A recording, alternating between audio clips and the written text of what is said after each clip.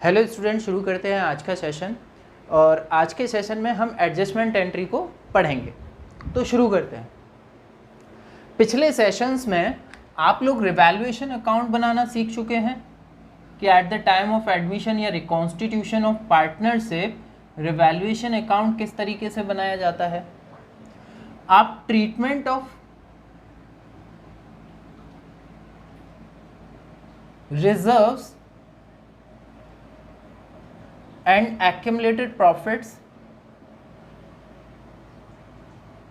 और लॉसेस भी सीख चुके हैं। हम लोग क्या करते हैं, जो भी हमारी एसेट्स, रिवैल्यूएशन में हम लोग क्या करते हैं, जो भी हमारी एसेट्स होती है, जो भी हमारी लाइबिलिटीज़ होती है, हम उन एसेट्स एंड लाइबिलिटीज़ की वैल्यू में जो चेंज होता है, उस चेंज के कारण कितना प्रॉफिट अथवा कितना लॉस हो रहा है उसको कैलकुलेट करते हैं। और सभी एसेट्स का प्रॉफिट और लॉस देखकर हम क्या करते हैं, उसको पार्टनर्स में डिस्ट्रीब्यूट कर देते हैं। ऐसे ही treatment of reserves and accumulated profits को हम कैसे करते हैं, हम इनको भी ओल्ड पार्टनर्स में ओल्ड रेशियो में डिस्ट्रीब्यूट कर देते हैं। अभी तक हमने ऐसा करना सीखा है, लेकिन बेटा कभी कभी क्वेश्चन में एक कंडीशन दे के रखी होती है। कंडीशन क्या कंडीशन दे के रखी होती है? कंडीशन ये है बेटा, फर्स्ट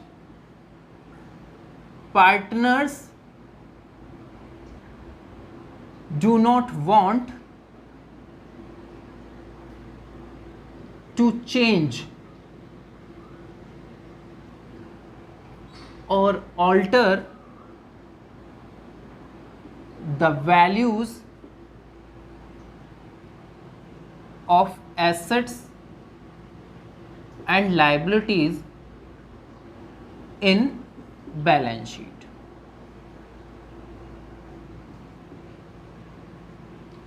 क्या है? Partners do not want to change, partners change नहीं करना चाहते, ऑल्टर नहीं करना चाहते। क्या चेंज नहीं करना चाहते? असेट्स एंड लाइबिलिटीज की वैल्यूज को। पार्टनर ये चाहते कि हम इनको रिवैल्यू तो करें, इनकी असल में मार्केट वैल्यू पता तो करें, लेकिन पता करने के बाद प्रॉफिट और लॉस कैलकुलेट भी कर लेंगे, लेकिन उसको बुक्स में चेंज नहीं करेंगे। For example, before the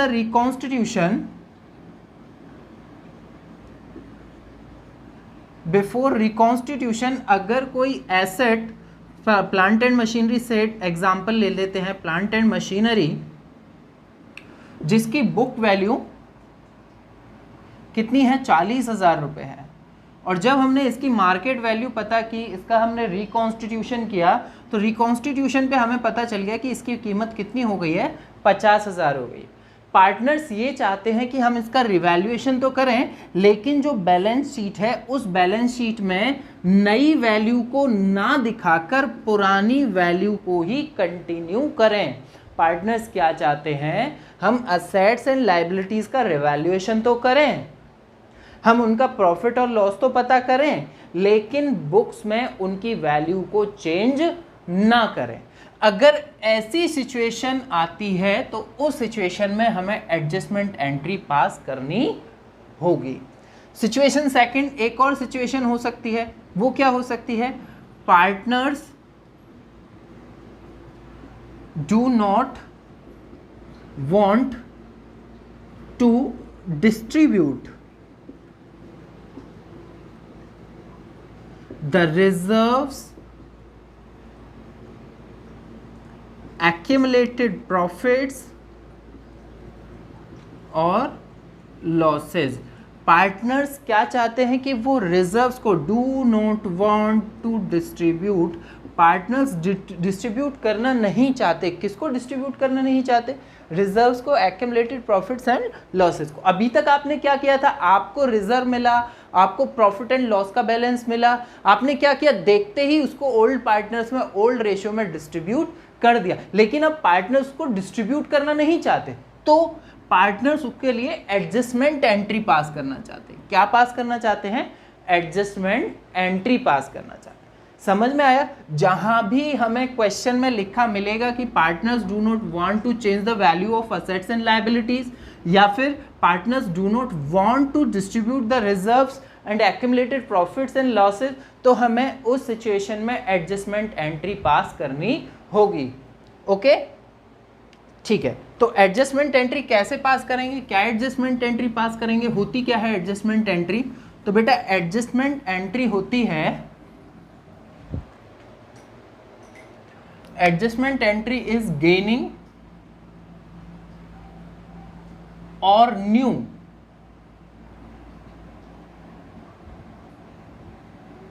partners capital अथवा करंट जो भी है सिचुएशन पर डिपेंड करेगा, अकाउंट डेबिट, जो न्यू पार्टनर है अथवा जो पार्टनर गेन कर रहा है, ठीक है, उनके कैपिटल अकाउंट को डेबिट करेंगे टू सैक्रिफाइसिंग या फिर ओल्ड पार्टनर्स कैपिटल अकाउंट। जो पार्टनर ओल्ड है, सैक्रिफाइस कर रहे हैं, तो उसके कैपिटल अकाउंट को हम क्रेडिट कर देंगे। This is adjustment entry. क्या होती है एडजस्टमेंट एंट्री? गेनिंग और न्यू, या तो गेनिंग पार्टनर या फिर न्यू पार्टनर, अगर दोनों ही हैं तो gaining and new partners capital account debit to sacrificing और old partners capital account. This is what, this is adjustment entry. Adjustment entry अच्छा कब पास करेंगे? जब पार्टनर्स एसेट्स एंड लायबिलिटीज की वैल्यू को चेंज करना नहीं चाहते, या फिर पार्टनर्स डिस्ट्रीब्यूट नहीं करना चाहते रिजर्व्स एंड एक्यूमुलेटेड प्रॉफिट्स को, तो उसमें हम क्या करेंगे? उसमें हम एडजस्टमेंट एंट्री पास करेंगे। पहली बात। दूसरी बात, जब भी हम एडजस्टमेंट एंट्री पास करेंगे तो ना तो रिवैल्यूएशन की अदर एंट्रीज पास की जाएंगी, revaluation account debit to assets account या assets account debit to revaluation account, ये एंट्री पास नहीं की जाएंगी, ये और प्रॉफिट्स एंड लॉसेस को डिस्ट्रीब्यूट करने की भी एंट्रीज पास नहीं की जाएंगी। General reserve account debit to old partners capital account, ये एंट्री भी नहीं होगी। P&L account debit to old partners capital account, ये एंट्री भी नहीं होगी। तो जब भी क्वेश्चन में बोला जाएगा पार्टनर्स ऐसा ऐसा नहीं चाहते, तो हमें एक एंट्री पास करनी है, इसके अलावा कोई और एंट्री इनके लिए हम पास नहीं करेंगे। ओके, समझ में आया? एक एग्जाम्पल के द्वारा समझते हैं। पहले रिवैल्यूएशन का एग्जाम्पल ले लेते हैं।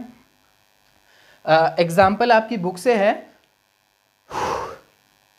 Example is X, Y and Z are partners sharing profits and losses in the ratio of 6:3:1। तीन पार्टनर्स हैं X, Y, Z।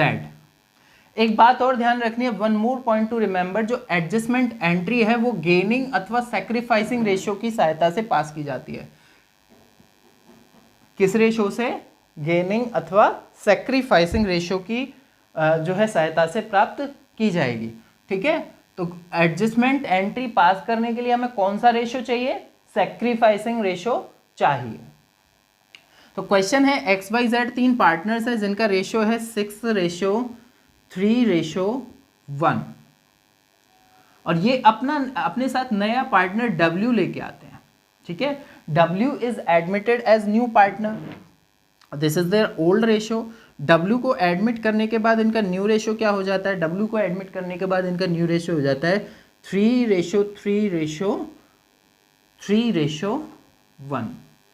Okay, what is their new ratio? Their new ratio is 3:3:3:1। तो यहां पर आप sacrifice निकाल सकते हो। क्या होता है सैक्रिफाइस निकालने का फॉर्मूला? सैक्रिफाइस निकालने का फॉर्मूला होता है ओल्ड माइनस न्यू।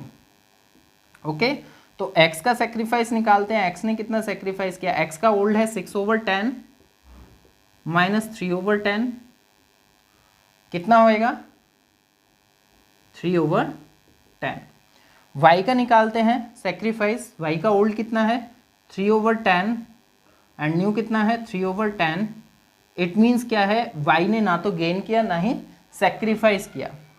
z का निकालते हैं। z का ओल्ड कितना है? 1/10 और न्यू कितना है? 3/10। तो निकालेंगे जब सॉल्व करेंगे तो माइनस में 2/10 आएगा। माइनस में आने का मतलब क्या है? माइनस का मतलब है कि z इज गेनिंग। z क्या कर रहा है? गेन कर रहा है। ओके, न्यू पार्टनर कौन है? W। W ने कितना गेन किया? W ने गेन किया 1/10 गेन। ओके, W ने कितना गेन किया? 1/10 और Z ने कितना गेन किया? 2/10। ओके आगे क्वेश्चन में बोला गया है they also decide to record the effect of following revaluations without affecting the book values of assets and liabilities. Assets and liabilities की बुक वैल्यू को इफेक्ट किए बिना रिवैल्यूएशन को रिकॉर्ड करना है, यानी कि असेट्स एंड लाइबिलिटीज की वैल्यू को चेंज किए बिना, इफेक्ट किए बिना, ऑल्टर किए बिना जो रिवैल्यूएशन हुआ है उसको वो रिकॉर्ड करना चाहते हैं। ओके उसके बाद बोला है by passing a single adjustment entry, एक सिंगल एडजस्टमेंट एंट्री के थ्रू वो रिकॉर्ड करना चाहते हैं। ओके हमें क्या क्या रिवैल्यूएशन दे रखे हैं उनको जरा हम नोट करेंगे, देखेंगे। इसको हटा दें। Working note 1 for the calculation of ratio, working note 2 is for the calculation of profit or loss on revaluation, revaluation के profit loss के लिए। ओके अच्छा तो क्या है, सबसे पहले प्लांट एंड मशीनरी,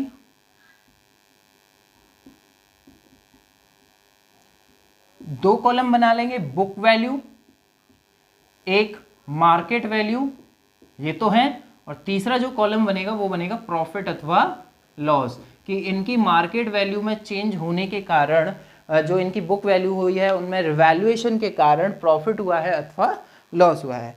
तो प्लांट एंड मशीनरी पहले कितना आ गया था, 3,50,000 का, और अब इसकी कीमत कितनी हो गई, 3,40,000। तो कोई एसेट 3,50,000 से 3,40,000 की हो गई तो लॉस हुआ, माइनस में लिख देंगे 10,000। Okay second is land and building 5 lakh से 5,50,000 का हो गया है। लैंड एंड बिल्डिंग 5 लाख का था पहले बुक वैल्यू, और मार्केट वैल्यू 5,50,000। यहाँ पे प्रॉफिट हुआ अथवा लॉस हुआ, बढ़ रही है एसेट की कीमत, प्रॉफिट हो रहा है 50,000 का। तीसरा ट्रेड क्रेडिटर्स 1 लाख के थे, 90,000 के हो गए। क्रेडिटर्स लाइबिलिटी होती है, 1 लाख के थे, बुक वैल्यू 1 लाख है, मार्केट वैल्यू 90,000 है, घट के मार्केट वैल्यू लाइबिलिटी की, प्रॉफिट हो गया 10,000। Next one is outstanding expenses 85,000 से 1 लाख के हो गए। आउटस्टैंडिंग एक्सपेंसेस लाइबिलिटी है 85,000 से 1 लाख के हो गए, लाइबिलिटी बढ़ गई, इंक्रीज हो गई, तो नुकसान हो गया 15,000 का। ये लॉस है, माइनस में है। तो देख लीजिए ओवरऑल प्रॉफिट और लॉस कितना आ रहा है। ओवरऑल प्रॉफिट और लॉस आपका आएगा इट विल बी 35,000। प्रॉफिट हो गया, रिवैल्यूएशन पे कितना प्रॉफिट हो गया, 35,000 का। ओके हमें सारी एंट्री पास नहीं करनी, हमें सिंगल एडजस्टमेंट एंट्री पास करनी है। और सिंगल एडजस्टमेंट एंट्री क्या है, गेनिंग और new partners capital account debit to sacrificing और ओल्ड पार्टनर्स कैपिटल अकाउंट। वो which partner is gaining, Z और न्यू पार्टनर W दोनों गेन कर रहे हैं, तो क्या एंट्री करेंगे, Z's capital account debit, W भी गेन कर रहा है, न्यू पार्टनर है, W's capital account debit to sacrificing partner. ठीक है, ओल्ड पार्टनर्स में उसको क्रेडिट करना है जो सैक्रिफाइस कर रहा है। कौन सैक्रिफाइस कर रहा है, only X, to X's capital account. Amount की बात आती है तो प्रॉफिट लॉस कितना है, 35,000। 35,000 इंटू Z ने कितना गेन किया, 2/10। How much it will be, it will be 7,000। W के लिए 35,000 इंटू हाउ मच, 1/10। 1/10 गेन किया है ना, यस कितना होएगा, 3,500। और X ने कितना सेक्रीफाइस किया, 35,000 इंटू 3/10 कितना होगा बेटा, 10,500 रुपए। This is the single adjustment entry to be passed at the time of admission of new partner for revaluation, and the condition is partners do not want to alter or change the values of assets and liabilities। ये वो single entry है जो eight the time of reconstitution हम पास करेंगे। किस condition में, जब partners assets and liabilities की बुक वैल्यू को चेंज करना नहीं चाहते। ओके बेटा, आई होप समझ में आया होगा। देखिए एक बार इसको, if you want to take the screenshot you can. Now इसके बाद one more example, this is for revaluation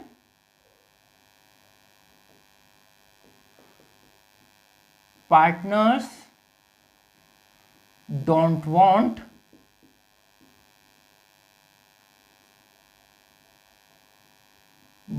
to change the values of assets and liabilities। Partners assets and liabilities की वैल्यू को चेंज करना नहीं चाहते। अब दूसरा हम देख रहे हैं, when partners do not want to distribute reserves and accumulated profits or losses। I hope आपको ये क्वेश्चन समझ में आया होगा। अब आगे चल रहे हैं, एक और एग्जाम्पल ले रहे हैं। Yes, question number 58 part G है इसका। देख लीजिए, क्वेश्चन है A B and C were partners sharing profits and losses in the ratio of 6:3:1। Ratio same है 6:3:1, नाम चेंज कर दिए हैं XYZ और W के जगह पे क्या लिख दिया है ABC। ABC are partners sharing profits and the losses in the ratio of 6:3:1. They decide to take D into the partnership with effect from 1st April 2018. The new profit sharing ratio between ABC and D will be 3:3:3:1. D को नया partner बनाया और new ratio क्या हो गया 3:3:3:1। Ratio आपके same है, बस नाम चेंज कर दिया है A B C and D। Okay, आगे बोला गया है they also decide to record the effect of following without affecting their book values. Book values को इफेक्ट किए बिना वो रिकॉर्ड करना चाहते हैं by passing a single adjustment entry, एक सिंगल एडजस्टमेंट एंट्री पास करके। ओके, क्या क्या दे के रखा है आपको जरा देख लीजिए। जनरल रिजर्व है, general reserve, contingencies reserve, P&L account का बैलेंस है, क्रेडिट बैलेंस प्रॉफिट को डिनोट करता है, लायबिलिटी साइड में आता है, एंड एडवर्टाइजमेंट एक्सपेंस या सस्पेंस अकाउंट। डेबिट बैलेंस है, डेबिट बैलेंस का मतलब है लॉस। अमाउंट्स है 150, 60, 90 and 1,20,000। Okay, this is loss. Debit balance है, लॉस है, तो इसको माइनस करके हम नेट अमाउंट निकालेंगे। Net amount to be adjusted. Total amount कितना एडजस्ट करना है जरा देख लेंगे हम, तो ये 1,80,000 हो जाएगा। नेट अमाउंट कितना एडजस्ट करना है हमें 1,80,000। ओके, हमने सबका टोटल कर लिया, जो प्रॉफिट्स है उनको जोड़ लिया, जो लॉसेस है उनको घटा लिया। एडजस्टमेंट एंट्री क्या होती है? एडजस्टमेंट एंट्री होती है गेनिंग और new partners capital account debit to old और sacrificing partners capital account. Which two partners are gaining? C, the old partner, C is the gaining partner. C's capital account debit. Okay, D is also gaining, the new partner. D's capital account debit. And to which partner is sacrificing? The A's capital account. Okay, A sacrifice कर रहा है, इसको credit कर दिया। सी और D gain कर रहे हैं। सी ओल्ड पार्टनर है लेकिन गेन कर रहा है, डी ओल्ड न्यू पार्टनर है, गेन कर रहे हैं, इसलिए दोनों को डेबिट कर दिया। अमाउंट कितना एडजस्ट करना है 1,80,000। 1,80,000 इनटू कितना गेन किया सी ने गेन किया 2/10, तो कितना हो जाएगा डी का 1,80,000 इंटू 1/10। ऐसे ही ए ने कितना सेक्रीफाइस किया 1,80,000 इंटू 3/10। तो कितना हो गया 36,000 सी को डेबिट करेंगे, 18,000 डी को डेबिट करेंगे एंड 54,000 जो पार्टनर सेक्रीफाइस किया यानी कि ए उसको क्रेडिट करेंगे। नरेशन क्या लिखेंगे? नरेशन लिखेंगे being adjustment entry passed for GR, CR, P and L and advertisement suspense. This is adjustment entry.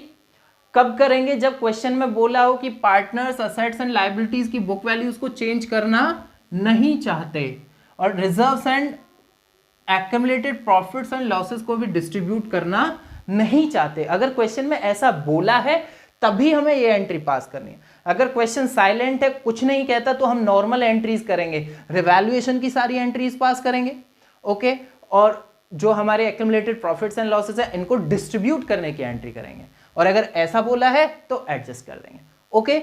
अगले सेशन में हम लोग जो है एडमिशन ऑफ न्यू पार्टनर का पूरा क्वेश्चन अटेम्प्ट करना सीखेंगे। Thank you, have a good day.